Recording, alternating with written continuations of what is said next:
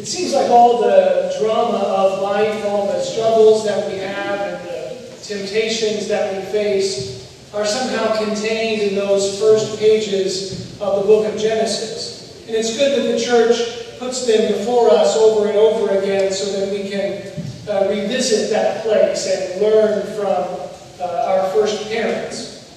And it's interesting how this unfolds. You know, what we hear today is actually the second story of creation in the book of Genesis. The first breaks it into the 6 days that God worked, and then the seventh day that He rested. That's the one that we're most familiar with. But this second story of creation follows just after it. And it describes how God takes this clay of the earth and breathes into it His spirit of life. And then after God creates man and places him in the garden, He says, "It is not good for the man to be alone." And it's interesting because instead of immediately providing a suitable partner for him, instead of immediately responding to this need, God creates all the other animals. And then one by one, He parades them in front of the man and makes him give them names. It's as if God is saying to him, "Look, I've created many, many things. Many beautiful things. Many beautiful creatures. And you have to identify all of these creatures, but you also have to recognize that none of them is a suitable partner for you. None of them can respond to this desire for companionship that you have within you. Only the creation of the woman brings that sense of fulfillment and wholeness to the man."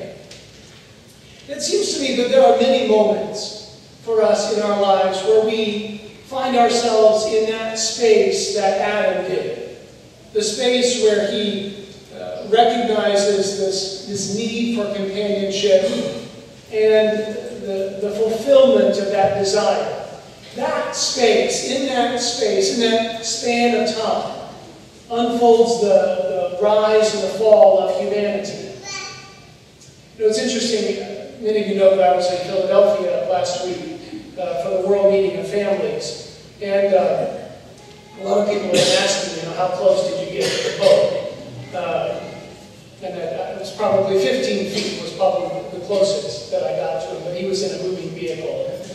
There were several security officers between he and I.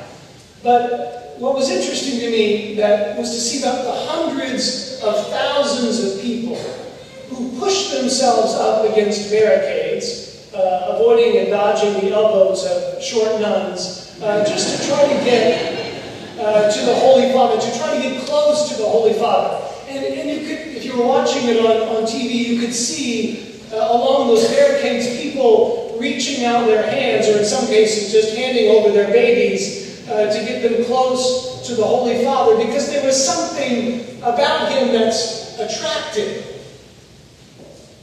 which is really fascinating to me, because He's not a rock star. I mean, he's not a world-famous singer. He's not a great actor. You know, he's not some sort of great dancer. He's a 78-year-old man who has given his life to Christ. And there is some indescribable joy that emerges from him that people want to be close to. It's not that he's Jesus, but people recognize that he belongs to Jesus, and that he somehow reflects in a magnificent way the joy that Christ offers to him. But this scene has stuck with me. This scene of people pushing themselves up against this barricade with their arms outstretched towards the Holy Father. Because in so many ways, this is the position that we ought to place ourselves in front of this awareness of our need that we have. That our hearts are somehow reaching out to God. They're somehow calling out to Him. They're magnetized to Him. Because our hearts recognize that we need Him. We need that that sense of fulfillment and that satisfaction. And the only way that we can get it is from someone who is outside of us. In the same way that Adam experienced it in the presence of Eve, and in the same way that ultimately we experience it in our relationship with God. We have to stretch out our hearts to God, to allow them to reach out to Him and to cry for some sort of response. And it seems to me that this makes our families in particular very, very, very important places for us. Because these are the people that God has given to us to accompany us in life. These are the people who help us to reach out our hearts to God, to cry out for an answer and to await this response. And you all know better than I that your children and grandchildren watch what you do, and they're listening to what you say, which is sometimes a little scary, particularly when crazy Uncle Jimmy comes around and he starts to say things, and you're like, don't repeat those words, kids.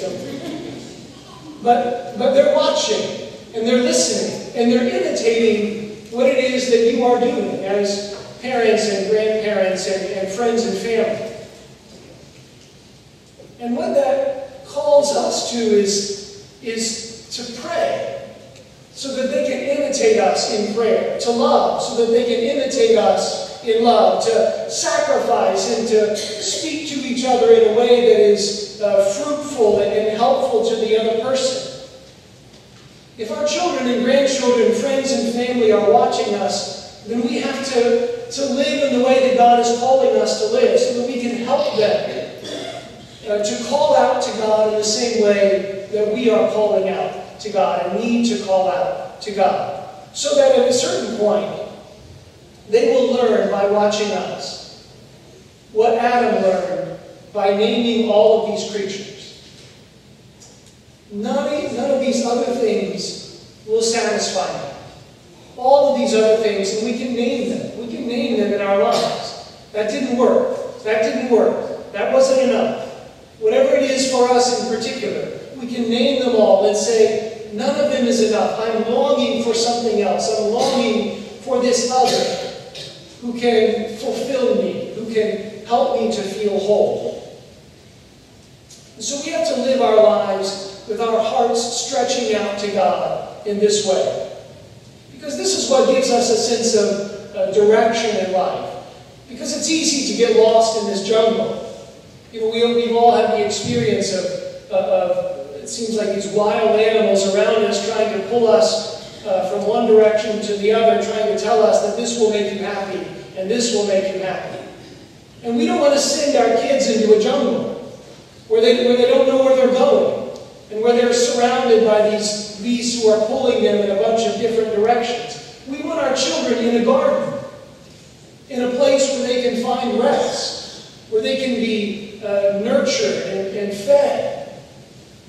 And so we have to provide this space for them. And in the end, it seems like this is what Jesus is saying in our gospel today, when He says, let the children come to me. And how are we leading our children to Him? We have to, by the way that we live and by the way that we love, we have to say, this is the direction that you have to go if you want to find Him. This is the path that you have to travel if you want to experience this fullness of life with Him. It's a real challenge to all families, but it's also a challenge to us as a parish. Because we proclaim this community to be a place where Jesus can be found, where people can come to Him. And that means that every single person who walks in these doors should be embraced as Christ. That they should be embraced in such a way where we're not focusing on their woundedness, on their brokenness, on their sinfulness, but on the fact that they desire to see Him, that their hearts have brought them to this place to encounter Christ. And so I hope we can really be aware when we come here, we're not just coming for ourselves. We're also coming for the sake of our brothers and sisters, so that when they walk in these doors, they can feel this warmth, this embrace to come to this garden, where they can be fed and nourished and helped along their way to find Christ present and reaching out to them. And so let's really beg the Lord today that we can help our children and grandchildren, that we can allow this cry of our hearts to stretch out to God, to reach out to Him, so that we can be embraced by Him and loved by Him. And so that everyone who visits us here will know and understand that God loves them, and God embraces them, and that He's pulling them closer to Himself.